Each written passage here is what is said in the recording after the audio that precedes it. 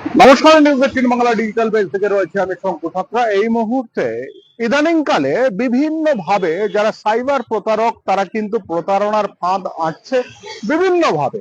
আর প্রথম কথা হচ্ছে আপনার বিশ্বাস জোগানো, এটা কিন্তু ওদের কাছে একটা বড় চ্যালেঞ্জ।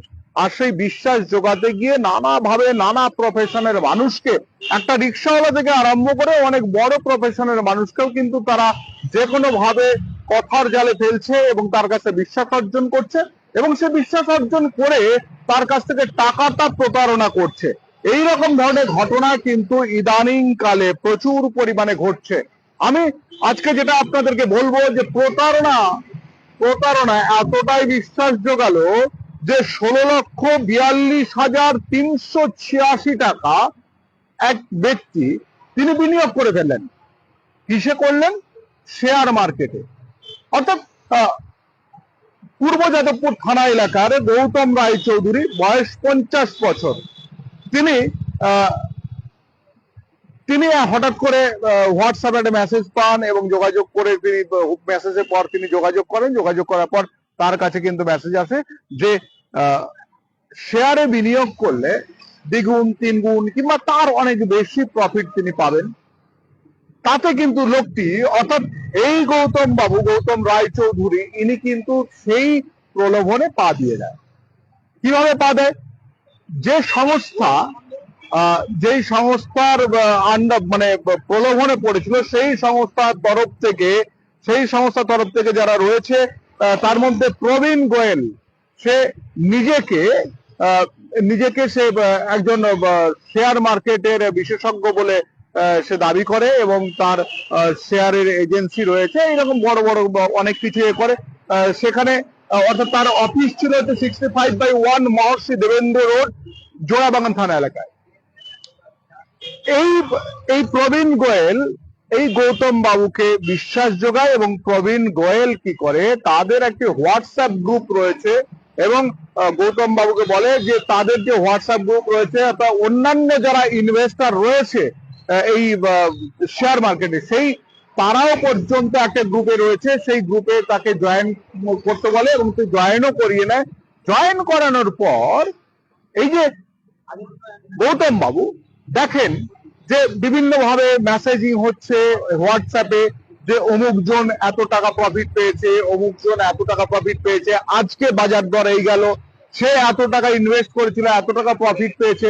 এই যে একটা হোয়াটসঅ্যাপ গ্রুপ, আমরা আপনারা যারা রয়েছি, আমরা যে সমস্ত হোয়াটসঅ্যাপ গ্রুপের মধ্যে যোগ হই, আমরা নিঃসন্দেহে সেই হোয়াটসঅ্যাপ গ্রুপে যে যারা থাকে তাদেরকে নিঃসন্দেহে আমরা বিশ্বাস করি এবং তাদেরকে আমরা বিশ্বস্ত বলেই মনে করি। এই গৌতম বাবু কিন্তু সেইটা ভেবেছিল এবং সেই ভেবে গৌতম বাবু বিভিন্ন খাতে কিন্তু তিনি ওখানে টাকা জমা করতে থাকেন। এবং গৌতম বাবুকে গত মাসের, অর্থাৎ জুন মাসের 9 তারিখের আগে গৌতম বাবু জয়েন করেছিল এবং 9 তারিখ থেকে তার কিছুদিনের মধ্যে কিন্তু সেখানে তিনি বিভিন্ন ভাবে 16,42,386 টাকা দিয়ে দেন। দিয়ে দেওয়ার পরে কিন্তু আসল কাহিনী সামনে আসা শুরু করে। টাকা কোথায়? যোগাযোগ আস্তে আস্তে বিচ্ছিন্ন হয়ে যাচ্ছে। তখনই কিন্তু এই গৌতম বাবু তিনি কলকাতা পুলিশের সাইবার ক্রাইম থানাতে গিয়ে একটি অভিযোগ দায়ের করেন। তবে একটা জিনিস আপনাদেরকে বলি, সাইবার ক্রাইম থানাতে গিয়ে যদি অভিযোগ করা যায়, একটু সময় লাগলেও সবাই কিন্তু ধরা পড়ে। এবং সেই অনুযায়ী যখন সাইবার ক্রাইম থানা যখন ওই গৌতম বাবুকে জিজ্ঞাসাবাদ করে এবং তার যে যে অ্যাকাউন্ট গুলো থেকে টাকা গেছে সেই অ্যাকাউন্ট গুলো ধরে যখন যেখানে টাকাটা ঢুকেছে, দেখে যে বেশ কয়েকটি অ্যাকাউন্টে টাকাটা, একটি নয় বেশ কয়েকটি অ্যাকাউন্টে টাকাগুলো গেছে। ওই যে আগেও একদিন আমি লাইভে বলেছিলাম যে প্রতারকরা এখন কি করছে, যে 200-250 পর্যন্ত অ্যাকাউন্টে টাকা নিয়ে নিচ্ছে, যার ফলে পুলিশ তদন্ত করতে গিয়ে তদন্তটা স্লো হয়ে যায়। এবং প্রতিদিন আপনাদের বলে রাখি, এই জুলাই মাসে সারা ভারতবর্ষে একদিনে 7,000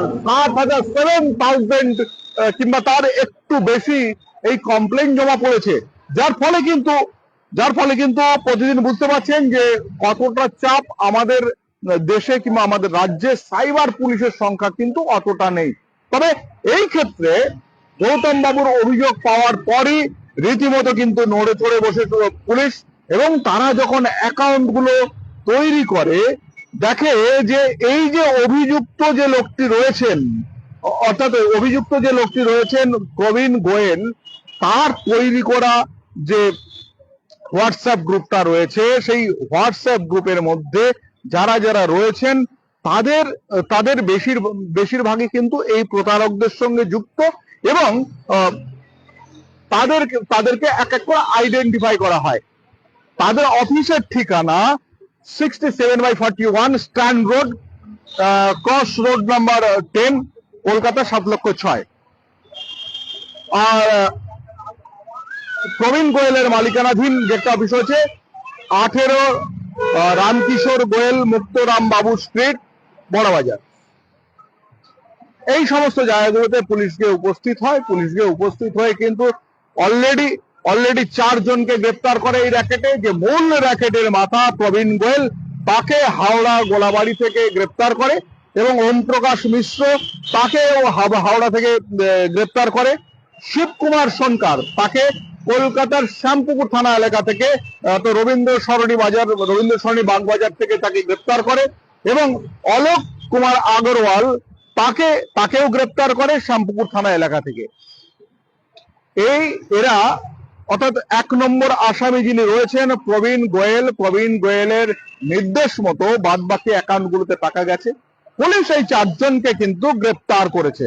গ্রেপ্তার করার পর পুলিশ এদের কাছ থেকে প্রচুর পরিমাণে মোবাইল ফোন উদ্ধার করেছে, এবং সঙ্গে 52টি অব্যবহৃত সিল প্যাক সিম কার্ড। ভাবতে পারেন, এরা ঘন ঘন সিম চেঞ্জ করতো আর এরকম গ্রুপ বানাতো, মানুষকে ঠকাতো। একদিনে 16 লক্ষ টাকার বেশি যেখানে ঠকাতে পারে, তাহলে কত মানুষকে ঠকিয়েছে।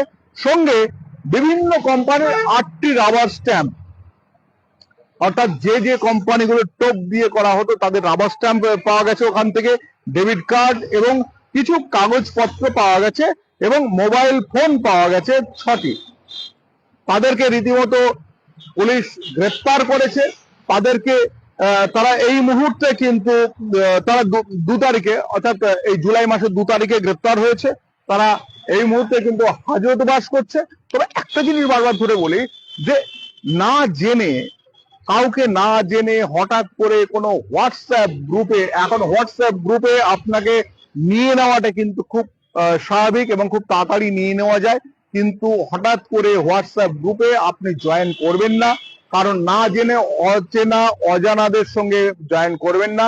এছাড়াও আমরা দেখেছি টেলিগ্রামেও পর্যন্ত এই ধরনের, অর্থাৎ একটা জিনিস দেখা যাচ্ছে যে 60% বেশি টেলিগ্রাম যে অ্যাপটি রয়েছে, সেই টেলিগ্রাম অ্যাপটার উপর দিয়ে অ্যাপ নির্ভর করে প্রতারণা হচ্ছে। টেলিগ্রাম অ্যাপটা থেকে একটু সাবধান থাকবেন, কারণ ওতে প্রচুর ফাঁদ পাতা রয়েছে, প্রচুর লিঙ্ক রয়েছে। আপনি কিন্তু যে কোনো মুহূর্তে ঠকে যেতে পারেন। তবে যখনই টাকাগুলো ইনভেস্ট করছেন, জেনে শুনে করুন এবং নির্দিষ্ট জায়গায় করুন। আমি বলবো না যে শেয়ারে আপনি ইনভেস্ট করবেন না কিংবা ইনভেস্ট করবেন, এসব দিয়ে বলবো না, কিন্তু ঠকবেন এইরকম পরিস্থিতিতে যাবেন না। আপনারা একেবারে চিন্তা করে ঠিক মতো মানুষ নির্বাচন করে, সংস্থা নির্বাচন করে করুন। নইলে এই আনন্দপুর থানা এলাকার গৌতম বাবু, 50 বছর বয়স, এই মুহূর্তে যেভাবে ঠকে যাচ্ছিলেন, তাতে কিন্তু তাদের অনেক বড় আর্থিক একটা ঘাটতি তৈরি হয়ে গেছে। অর্থাৎ এইরকম ভাবে আপনারা ফাঁদে পড়বেন না। ফাঁদে পড়লে কিন্তু অনেক অনেক বড় বিপদ হতে পারে। তবে এই ধরনের নানা ইনফরমেশন পেতে গেলে আপনাদের নিউজ 18 বাংলা ডিজিটাল পেজ অতি অবশ্যই দেখতে হবে। আমি শঙ্কর রয়েছি আপনাদের সঙ্গে।